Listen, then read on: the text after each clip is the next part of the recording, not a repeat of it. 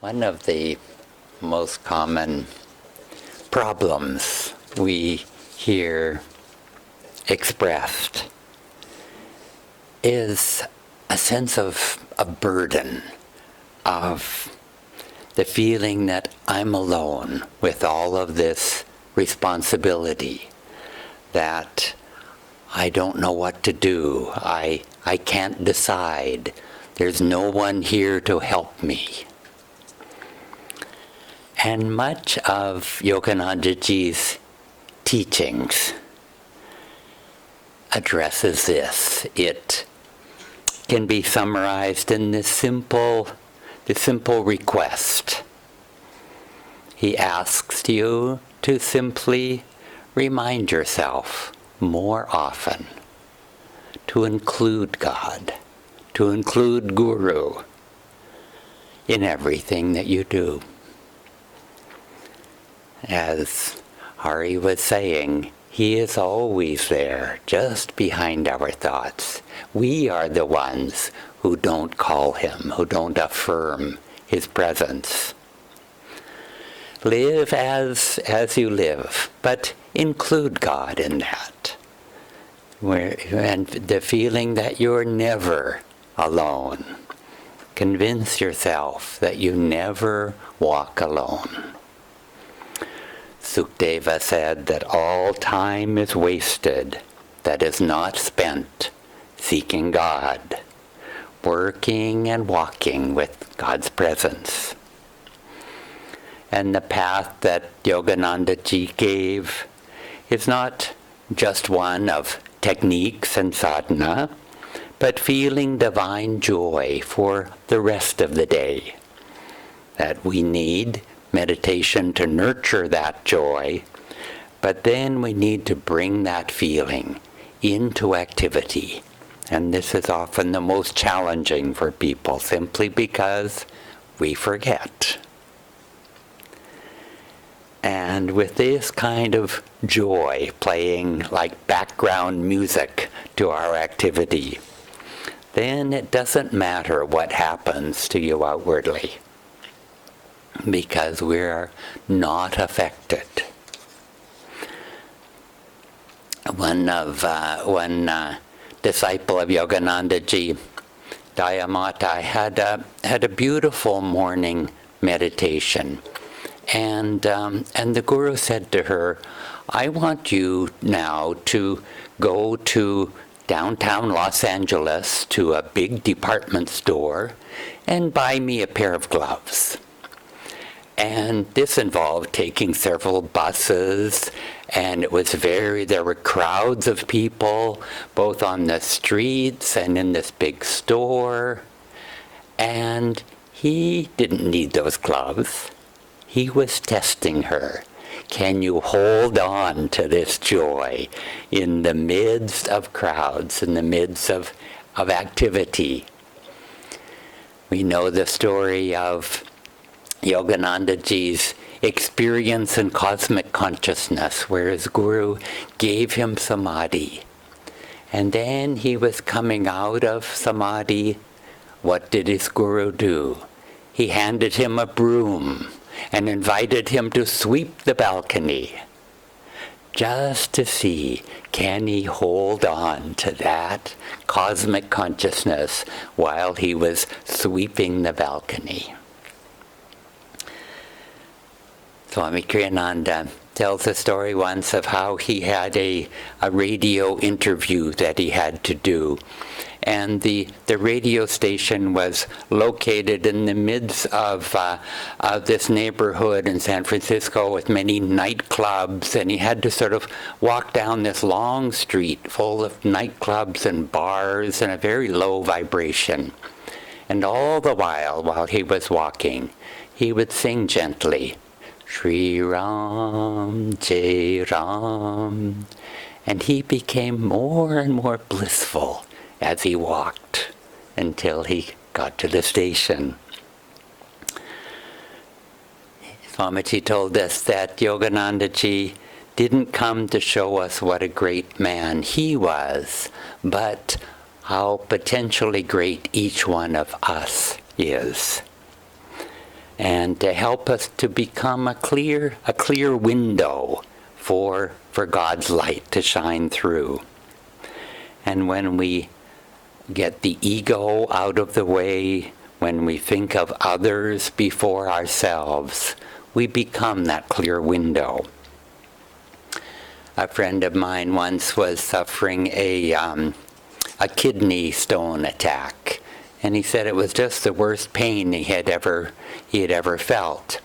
And a devotee didn't know this and asked this person to pray for her. And my friend prayed for her, and as he did so, he noticed that his pain went away. When he put his mind to serving someone else, we no longer feel our own pain. And when we include others in the happiness, the joy that we feel, then we feel that joy even more deeply.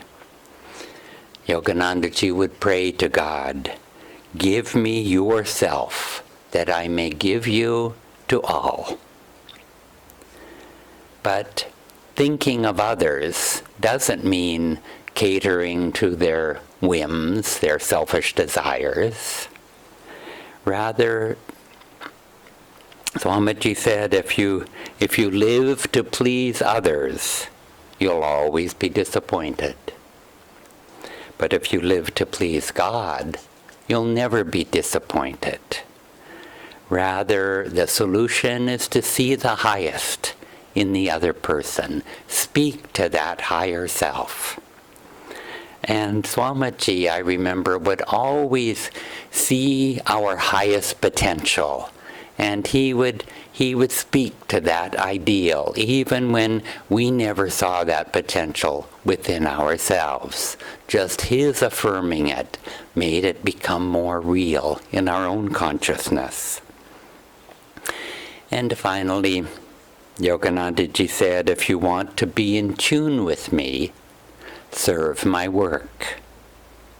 And many students here have found that their spiritual life has come alive when they have done such a simple thing like becoming part of the healing prayer circle or becoming a supporting member. Just a little bit of service to God and Guru awakens a whole new consciousness in us, because we're making that window clear. We're letting go of the ego, and we're welcoming in God's light. And it's through that seva that we purify ourselves and make that window clear. As Yoganandaji said, with God, everything is fun. And without him, everything is anything else but fun. Thank you. It's wonderful to be celebrating him again and still, because actually we should celebrate his presence in our lives every day. For those of us that are his students, his chelas, his disciples, the birth of our Guru is a really big deal. Not only did he come because we called him, because we needed him, because he's our Guru, and his job that God gave him is to liberate us. So he has to come again and again. And he says in his very famous poem, God's Boatman, "I will come again and again, 1,000,000,000 times if need be, if one stray brother is left behind, brother or sister." And so far, we're maybe left behind, so he keeps coming. And so this is a great opportunity for us to show our love and devotion and gratitude to God for giving us such a great Guru. And it wasn't very long ago that we were celebrating Christmas and saying this is very important that these avatars come again and again. This line of gurus. So every time one of these avatars is born is certainly a reason for us to celebrate. And what we said then about Christ, we can say also about Yoganandaji. He was born in a certain age, time period, and a certain culture. that had a message for his students and his disciples of that time, and for the world. Not only the students and the disciples, but for the world. And one of the main messages is that this is an age of energy, and that we are made of consciousness, and we are made of energy. And we are not fixed in our thoughts, we are not fixed in our souls, we are not fixed in these bodies. And we can change according to our influences, according to what we're attuning ourselves to. And so Babaji sent Yogananda ji to the West with the message of the rishis of India, the message of Kriya Yoga, the message of self-realization. And what is that message? The message is that, communing with God, becoming one with omnipresent spirit, is a universal teaching. It's very, very practical. It's scientific. It's universal. It's all of us can achieve it. And Yogananda came to show us that we are one with God, that our soul's destiny is to become one with God. And he showed us how to achieve it. Here, follow this formula, follow these footsteps, do these things. And you can become your soul, you can realize that your soul is one with God. And we do this not through intellectual study and not through years and years of reading, even though reading can be very helpful, especially scriptures, true scriptures, but experience. The experience we have inwardly in meditation, this is what will guide us to experience our oneness with God. There was a great saint, Christian saint woman of the 17th century, Saint Teresa of Avila. She started the Carmelite order. She was a big deal in Christianity in that time. And she said, one instant of experience is more profitable for the devotee than years and years of intellectual study or reading. And most of us start with reading and intellectual study. So, maybe we need to do that first before we come to the path and realize. And the ego finally says, okay, I understand, you're going to have to meditate. Otherwise, you won't make any progress. And so Master gives us this path. Babaji brings Kriya Yoga back into the modern age. Again, this age of this line of gurus. Lahiri Mahashaya, a householder, starts spreading it from Varanasi. And then his disciple, Sri Yukteswar, trains Yogananda ji to go to the West in 1920. If you can imagine, now there's a lot of Indians living in America, but then, 1920, not many. Very, very few. And also was a racist country at that time.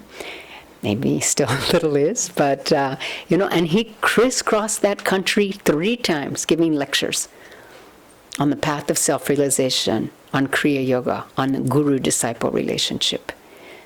I mean, such power that our guru had, that he would surmount all obstacles, and there were many, in his way, to spread the message of self-realization. And Kriya Yoga brings with us, he said, the blessings of the guru. And the guru-disciple relationship, he said, is everything. You look at his book, Autobiography of a Yogi. What is it about? It's the first sentence of the autobiography. The characteristic features of India has always been the search for eternal truths and the disciple-guru relationship. Why disciple-guru? Because the disciple needs to call the guru. When the disciple is ready, the guru will appear. But the disciple has to be humble enough and say, I need help to become one with God. Therefore, the disciple has to make the first move. Then the guru comes. And God has assigned that guru to us, and his job is to take us to enlightenment. And how can we commune with that guru? When Swami Kriyananda read Autobiography of a Yogi, he took the first bus from the East Coast to the West Coast. It was like 3 or 4 days across the country. And he said, I want to be your disciple. And Yogananda said, how did you find out about me? How did you come? He said, I read your book. And he said, it transformed me. And Yogananda said, because it has my vibrations in it. So the Guru magnetizes us with his vibrations. And because we're beings of consciousness, our consciousness can change all the time to what it is we're attuning ourselves to. Are we attuning ourselves to the infinite love, peace, calmness, light, wisdom of the masters, of the Guru? Or are we attuning ourselves to something else? To the news, or to fear, or to lack, or to the drama of light and darkness of this world. We can focus on the light. We can attune ourselves to the light. So what we receive within us, we become. So we want to receive their consciousness. We want to receive their love, their wisdom, read their books, listen to their voice, look into their eyes. We want to receive their essence in us. And then we can become that. And how can we attune in meditation to Yogananda ji? We can chant his chants. We can gaze up at our spiritual eye and commune with his spiritual eye, just with eyes closed. Our spine, align our spine with his spine. Align our breath with his breath inwardly. This is an inside job. But attune ourselves to his magnetism, and he will practice through us. And he will change us through our practice of Kriya Yoga. And when we commune, when we attune our consciousness to his consciousness, our consciousness with his peace, with his wisdom, and we merge in that consciousness, we become that. When we match that consciousness, that peace, we become what he is, which is how the Guru transforms us into himself, into the state of awareness that he has. Yogananda ji in his ashram in Washington, Swami Kriyananda arrived. He had an amazing intellect, as I'm sure you know, and Yogananda said, you need to get more devotion. So Swami Kriyananda practiced chanting and chanting and chanting, and finally he was getting more and more devotion. So he was starting to think, oh look, I chanted, I got devotion, isn't that wonderful? And then he heard Yogananda say to somebody else, look at how I've changed Walter. He was working on the inside of Swami all the time. He's always working with us from the inside. He said, I know every thought you think, to his disciples. That's us. And Dr. Lewis, same man whose disciple who we were just chanting, Dr. Lewis, he said to Dr. Lewis, do you give me your unconditional love? And Dr. Lewis said, yes. And he said, good. Now I can take charge of your life. So, don't we want to offer also our unconditional love? Don't we want him to take charge of our life? Because he, the Guru, our Guru, Yogananda ji, he is one with God's power. And the more we attune ourselves to him, because God uses instruments, so he has given us this Guru. We need to attune to this Guru to reach and have one with God's infinite power. So, as we start to serve, as we ask to become channels, the more we meditate, the more we realize, I want to be a channel of peace that I'm feeling. I want to be a channel of this love that I'm feeling. I want to be an emissary of light in this world. And the more God's power, the Guru's vibration can flow through us and use us as instruments, the more we are transformed. And in that transformation, we are finding inner happiness, lasting happiness. Because that's what he came to show us. What is true success? What is lasting happiness? It is when the spiritual vibration is flowing through us. And so more and more we say, I want to be that instrument because that's how I find joy. And then as we act more and more as instruments of the Guru in this world, of God in this world, the Guru can focus God's power on us, through us. And we become one with God's power and the Guru's vibration. So, Yogananda ji told his disciples, I see some Jivan Muktas here. Swami Kriyananda said, we should all aspire to become Jivan Muktas. And you say, who, me? It's not up to us. Why limit ourselves? If we have the infinite power of God and Guru flowing through us, why should we put a barrier on that, a limit, a boundary on that? Let them do what they will do. And have a high goal in mind. Yes, I will become one with God. Hopefully in this lifetime.